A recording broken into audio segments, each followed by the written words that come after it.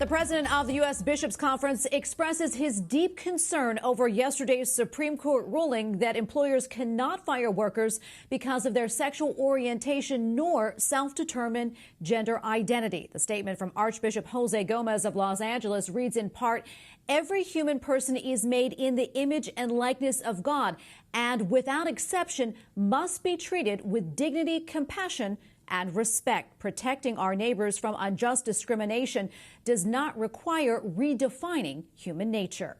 Joining me now on Skype with his reaction to yesterday's ruling is Ryan Anderson, Senior Research Fellow at the Heritage Foundation. Ryan is also author of the book When Harry Became Sally, Responding to the Transgender Moment. Ryan, welcome back to the show. Good to see you. Thanks for having me. Glad to be with you. Absolutely. In stating his concerns over the ruling, Archbishop Gomez says that he's concerned that the Supreme Court has effectively redefined the legal meaning of sex in our nation's civil rights law. What are your thoughts on that? Well, I think the Archbishop got this exactly right. We don't need to redefine human nature. We don't need to redefine sex. And that's exactly what the Supreme Court did yesterday.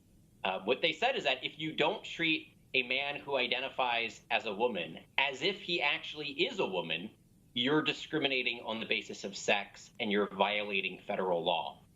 And if that's the case for employment law, it's going to have huge implications for other areas of the law that also ban discrimination on the basis of sex, such as education law, healthcare law. These laws were meant to say you have to treat boys and girls equally. You have to treat men and women equally. And now the Supreme Court is saying that you have to treat boys who identify as girls as if they are girls. Otherwise, you run the risk of a lawsuit saying you discriminate on the basis of sex. Ryan, I know that you filed an amicus brief in support of the employers in two of the cases being considered by the court. What are the broader implications of this ruling?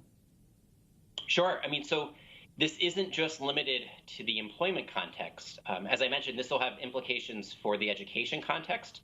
How will bathrooms, locker rooms, sports teams, athletic competitions, dorm rooms, hotel rooms, how will they now be governed? Will they be based on biological reality or subjective identity? And the implication here from the court is that they now have to be done based on subjective identity, not reality. It'll have implications for healthcare law. Whether or not it'll be considered discrimination on the basis of sex to refuse to do sex reassignment procedures. The argument here would be, well, if you provide a double mastectomy in the case of breast cancer, but you don't provide a double mastectomy in the case of gender dysphoria or someone who wants to change sexes, then you're discriminating on the basis of sex. So this is going to have far-reaching consequences, which is vitally important why we reject the ruling. We say the court got it wrong, and that it's important that we do whatever we can to limit the harm that this ruling will cause. Justice Neil Gorsuch wrote the majority opinion for the court, acknowledging religious freedom concerns for employers. How do you think that we'll see that handled in the future?